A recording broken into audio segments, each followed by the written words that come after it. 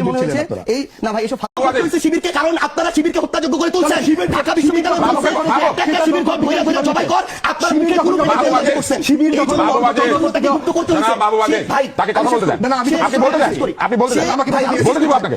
এনসিপির দলীয় অবস্থান, এনসিপির মনে হয়েছে নির্বাচনী জোটে তার যাওয়া প্রয়োজন। এনসিপির মনে হয়েছে এই না ভাই এসব ফালতু কথা আপনি বলতে পারেন না। এই ধরনের ট্যাগিং রাজনীতি করে আওয়ামী লীগ অনেককে হত্যাযোগ্য করে তুলছে। আপনি একটু আগে বলতেছেন যে আমরা ছাত্রলীগের তলে ছিলাম, হেলমেট ছিলাম, এখন আবার বলতেছেন না ভাই আমি বলি, এখন আবার বলতেছেন অধিকাংশ শিবির ছিলেন। তাহলে অধিকাংশ যদি শিবির আন্দোলন করে এই আন্দোলনের ক্রেডিট আপনি তাকে দেন।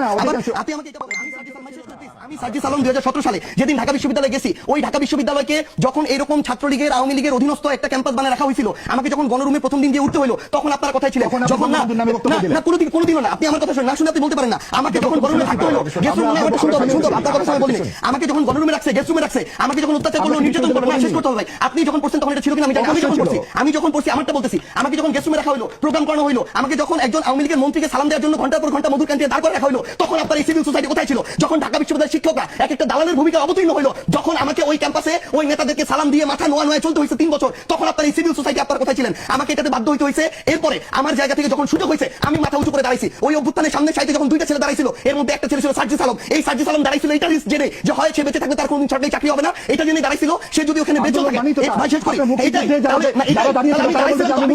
আপনি আগের ওটা বলতেই পারেন না, আপনি আগের ওটা কোনোভাবে এই কারণে বলতে পারেন আমি দাঁড়াইছিলাম, আপনি দাঁড়ান নাই। আমি ওই শেষ করি কথা বলতে চাই না, আমি শেষ করি এটা তো হয় না, উনি একটা কথা বলে যাবেন না, এটা কি হলো না সময় আমি বলি বলতেছেন আপনারা আসেন কোথায়? না আপনি আপনার জায়গায় করছেন, কিন্তু আমি আগে দাঁড়াইছি রাস্তা, আপনি আপনার জায়গায় করছেন, কিন্তু 18 তে করেন, আপনি শুধু 24 আমার 14 তে বয়স কত জানি না, আপনি কিভাবে ছাত্রদের অংশগ্রহণ করতে বলছেন? ছাত্র রাজনীতির যে ব্যাপার সেটা আমার যখন করা ছিল আমি করেছি। আমি শেষ করি ভাই প্লিজ গুপ্ত তর্কের কিছু না, আপনারা ব্যর্থ হইছেন, আপনারা প্রবীণ সবাই ব্যর্থ হইছে শিবিরকে, কারণ আপনারা শিবিরকে হত্যাযোগ্য করে তুলছেন। ঢাকা বিশ্ববিদ্যালয় একটা শিবির ঘর ভইরা ভইরা জবাই কর, আপনারা মুখে কোনো করছেন।